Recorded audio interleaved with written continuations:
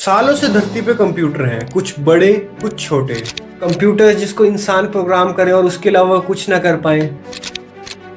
साल 1950 में Elon turning ने सोचा था। इन्होंने एक सवाल पूछा, क्या कंप्यूटर सोच सकते हैं? और ये एआई की फिलोसफिकल फाउंडेशन थी। इसके बाद साल 1956 में जॉन मैककार्थी ने एआई नाम दिया, यानी कि एआई आर्टिफिशियल इंटेलिजेंस, एक ऐसा कंप्यूटर जो खुद सोच सकता है, जो कि डेटा से सीख सकता है। उस टाइम पे ये हॉट टॉपिक बन गया था डेवलपर्स के लिए, और कई छोटे मोटे प्रोग्राम भी आए जिनको कुछ हद तक एआई कह भी सकते थे। पर ये पीरियड जब ये प्रोग्राम्स आ रहे थे 1970 से लेकर 1990 तक, इसमें ये एक असली एआई कभी नहीं बना पा रहे थे, क्योंकि इंटरनेट इवॉल्व नहीं था तो डेटा बहुत कम था। तो अब कंप्यूटर्स बहुत वीक थे और बहुत हाई एक्सपेक्टेशन थी इस प्रोग्राम को लेकर, फंडिंग इनको मिल नहीं रही थी। और ये early AI simple maths problem को सॉल्व कर सकते थे और सिंपल गेम्स तक को खेल सकते थे। बस लॉजिक को समझना, इंसान के इमोशंस को समझना, कॉम्प्लेक्स डिटेल्स को नोटिस करना इनके बस में नहीं थी। फिर साल 2000 के बाद ही एआई के लिए एक टर्निंग पॉइंट आया, क्योंकि इस टाइम पे इंटरनेट स्टार्ट हो चुका था। एआई को ट्रेन करने के लिए बहुत ज्यादा डेटा मिल सकता था, कंप्यूटर्स और जीपीयूज पावरफुल होते जा रहे थे और टेक्नोलॉजी और बेटर होती जा रही थी। इसकी वजह से एआई की थोड़ी और पावर बढ़ी और अब एआई स्पैम डिटेक्शन कर सकती थी। रिकमेंडेशन सिस्टम, यानी जैसे कि यूट्यूब आपको एक वीडियो के बाद दूसरी वीडियो दिखाता है जो आपकी पसंद की हो, ये सारी चीजें अब एआई डिसाइड कर सकती थी। एआई आवाज को पहचानने लगी, कई कॉम्प्लेक्स सिस्टम्स, मैथमेटिकल प्रॉब्लम या गेम्स तक को समझ सकती थी। साल 2010 में डीप लर्निंग टेक्नोलॉजी का यूज करके एआई एक्सपोनेंशियली बढ़ने लगी। पर अभी साल 2020 के बाद इतना पॉपुलर इसलिए हुआ है, चैट जीपीटी के आने से ये एआई पब्लिकली अवेलेबल होगी और लोगों को इसकी ताकत का अंदाजा लग रहा है। और अब लोग सोच रहे हैं फ्यूचर को देख के कि एआई इतनी पावरफुल है तो फ्यूचर में हमें कैसे अफेक्ट कर सकती है। एआई एक ऐसी मशीन है जो सीखने के काबिल होती है। ये ट्रेडिशनल कंप्यूटर से इसलिए अलग है क्योंकि ट्रेडिशनल कंप्यूटर्स इंसान के द्वारा प्रोग्राम की हुई चीजों को रन करते हैं। एआई कोई ऐसी मशीन नहीं है जिसमें इंसान डेटा डाले फिर एआई डिसाइड करे क्या करना है क्या नहीं करना है, बल्कि एआई लाखों इमेजेस को देख के उनमें पैटर्न को ढूंढती है, उससे डिसाइड करती है और फिर एक डिसीजन बनाती है। इस चीज में डेटा सबसे इंपॉर्टेंट है। आपको क्या लग रहा है कि इतनी लाखों मिलियन डॉलर कंपनीज आपको फ्री में अपने एआई को क्यों यूज करने दे रही है? क्योंकि आप उन्हें डेटा में पे कर रहे हैं। क्योंकि जिस कंपनी के पास आपका सबसे ज्यादा डेटा होगा वो कंपनी उतना ज्यादा एआई को ट्रेन कर सकती है। सिंपल एआई के कुछ एग्जांपल हो सकते हैं, जैसे यूट्यूब का एल्गोरिदम हो गया, आपका फोन का फेस अनलॉक हो गया, नॉर्मल चैट बोट्स हो गए। अब बात करते हैं आपके एआई से सवाल पूछने के बाद एआई क्या करता है उसका। सबसे पहले एआई नॉर्मल वर्ड्स को नहीं समझ सकता, तो इसलिए वो टोकन्स में डिवाइड करता है। फिर उन टोकन्स को कोई नंबर असाइन करता है। एआई नंबर समझ सकता है, वर्ड्स नहीं। फिर इस नंबर को एआई अपने न्यूरल नेटवर्क यानी कि लाखों करोड़ों डेटा के कलेक्शन में से मैच करता है और आपके लिए बेस्ट आंसर ढूंढता है। तो ये एआई इकट्ठे नहीं करता, ये एआई एक वर्ड एट अ टाइम करता है। फॉर एग्जाम्पल, आपने पूछा कैपिटल ऑफ इंडिया,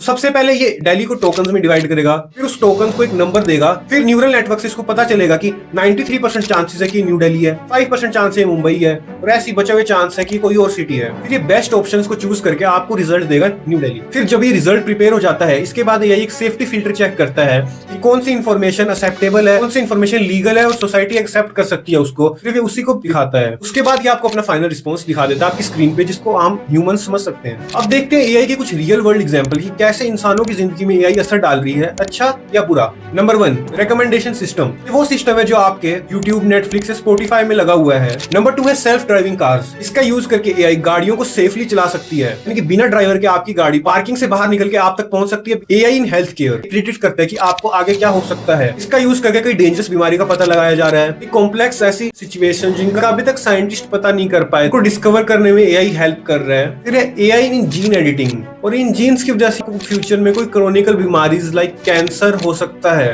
तो एआई की मदद से इन जीन्स को हम समझ पाए हैं, और अब एआई की मदद से हम सिंगल एक जीन तक को हम चेंज कर सकते हैं, उनको रिप्लेस कर सकते हैं, ताकि फ्यूचर में होने वाली बीमारी को रोका जा सके। एंड हमारे एआई चैटबॉट्स, ये सबसे मोस्ट कॉमनली नोन है, ये है जेमिनी, चैट जीपीटी, परप्लेक्सिटी, ऐसी बहुत सारे मॉडल्स हैं जो कि आपकी चैटिंग करते हैं। जैसे दो इंसान आपस में चैटिंग करते हैं, ऐसी आप और एआई आपस में चैटिंग करते हैं। अब जानते हैं एआई का इम्पैक्ट ऑन ह्यूमंस, की हमारी जिंदगी में क्या अच्छा और क्या बुरा असर डाल रहे हैं। सबसे पहले कुछ अच्छी चीजों की बात कर रहे हैं, वो है टाइम बचाना। पहले जिस चीज को करने में बहुत ज्यादा टाइम लगता था, यानी आपके पास मान लो बहुत सारा डेटा पड़ा है, यही आपको फुल फ्लैश प्रेजेंटेशन बना के दे देगा, उसको सिर्फ आप एक रिव्यू करके फाइनल कर सकते हैं। और इसके अलावा एआई की कई और चीजें हैं, जैसे कि मान लो अगर आपको कोई टॉपिक समझना है, जैसे स्टूडेंट्स ये करते हैं, मैं भी करता हूँ, आपको एक टॉपिक समझना है उसके लिए पूरी बुक पढ़ने के बजाय आप बस एआई से पूछ लो कि इसके मेन पॉइंट्स बता दो,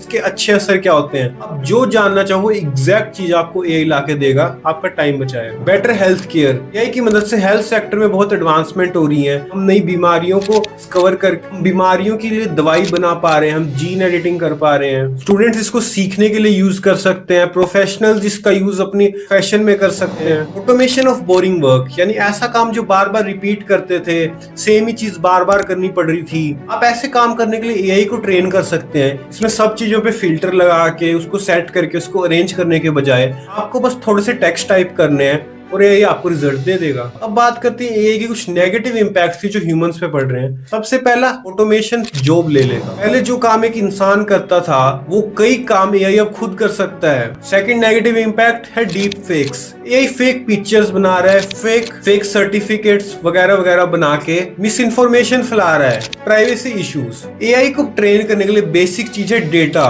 जिसको एआई बहुत ज्यादा अमाउंट में चाहता है। इसके कारण एआई के पास बहुत सारा डेटा है जो कि आपकी प्राइवेसी के लिए खतरा है। आगे फ्यूचर में जाके वो कंपनी जिनके पास ये डेटा है, इस डेटा को एडवर्टाइजर्स को बेच सकती है जो आपको एड दिखाते हैं, इनका गलत यूज भी हो सकता है। तो आगे फ्यूचर्स में जो स्पैम कॉल्स करते हैं, स्पैम मैसेज भेजते हैं, ये एआई के जरिए इतने एक ओरिजिनल वीडियो बना सकते हैं, ओरिजिनल ऑडियो बना सकते हैं एक इंसान की, जो आपको एकदम असली लगेगा। और आखिरी और सबसे खतरनाक है इसका ओवर डिपेंडेंस ऑन एआई। ये आपके दिमाग को कमजोर कर रहा है। आपका दिमाग कई मेंटल प्रॉब्लम्स को सोल्व करने के बजाय कहता है अरे ये तो एआई कर सकता है, तो मैं इसमें अपना पावर क्यों लगवाऊं। इसके कारण आपका दिमाग कमजोर होते जा रहा है। वैसे देखा जाए तो एआई का इम्पैक्ट वैसा ही है जैसे एक फोन का इम्पैक्ट था जब वो आया था। स्मार्टफोन पहले आए थे तो लोग कह रहे थे इतनी अच्छी चीज है, बाद में फ्यूचर में ये हुआ कि स्मार्टफोन अच्छी भी रही और बुरी भी रही। वो फर्क पड़ा कि उसको लोग यूज कैसे कर रहे हैं। वैसे ही एआई है, फर्क इतना है कि आप उसको यूज कैसे कर पा रहे हैं। अगर आप एआई को अपने फायदे के लिए यूज करोगे तो इससे आपका भला होगा, तो इससे इंसानों का भला होगा। अगर आप एआई का यूज करने वाली कंपनीज को खुद को यूज करने दोगे अपने को,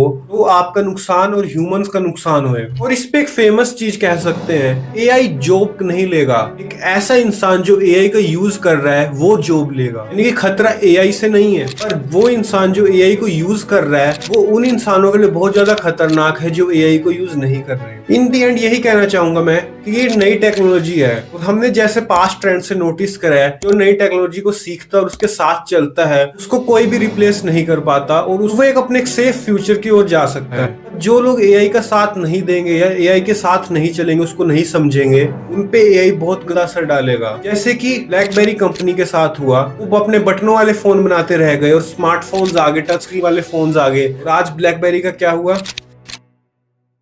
So that's all for today's video। आपकी कोई सजेशन हो तो कमेंट करें, लाइक शेयर एंड सब्सक्राइब करके हमें प्यार दें, और मैं वीडियो सिक्योरिटी को इम्प्रूव करने की कोशिश करता रहूंगा। Thanks for watching.